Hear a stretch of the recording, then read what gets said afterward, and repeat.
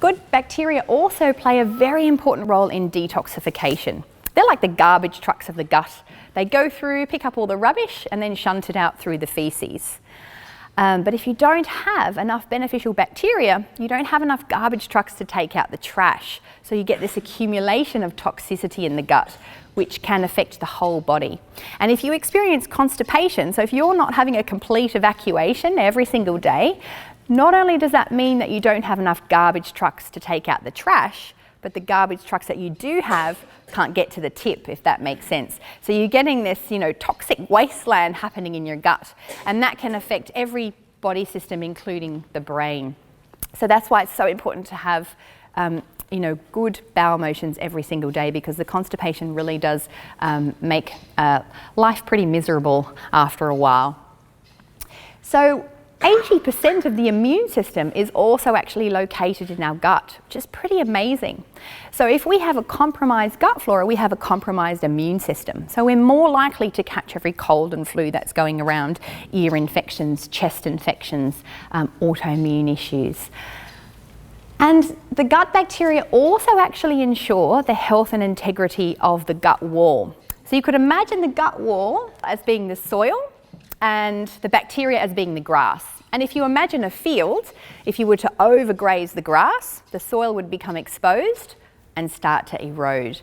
And that's what actually can happen in our gut over time, that when we damage and deplete that beneficial layer of bacteria that protects the gut wall, our gut wall becomes more exposed and starts to erode. So rather than having these really tight junctions that don't let a lot through, those gap junctions in our gut can become more porous.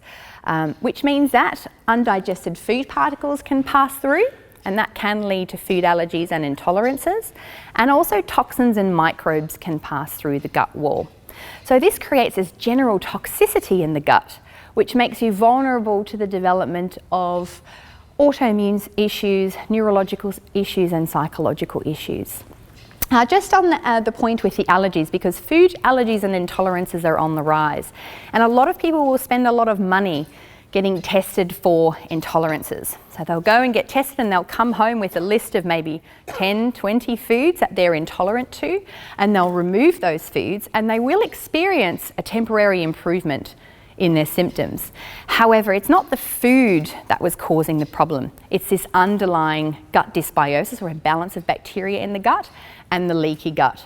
So what you inevitably find is that people who have removed the foods, the problematic foods that they were intolerant to, they start to react to more and more foods. So they remove those and again, temporary improvement, but then they start reacting because they haven't addressed the underlying cause of the intolerance. It's not the food that's the problem, it's this underlying leaky gut. So it's not to say that in testing for intolerances is a waste of money, but you actually need to address the gut in order to improve your health and manage the intolerances. And you can actually even cure yourself of a lot of these intolerances as well by working on the gut.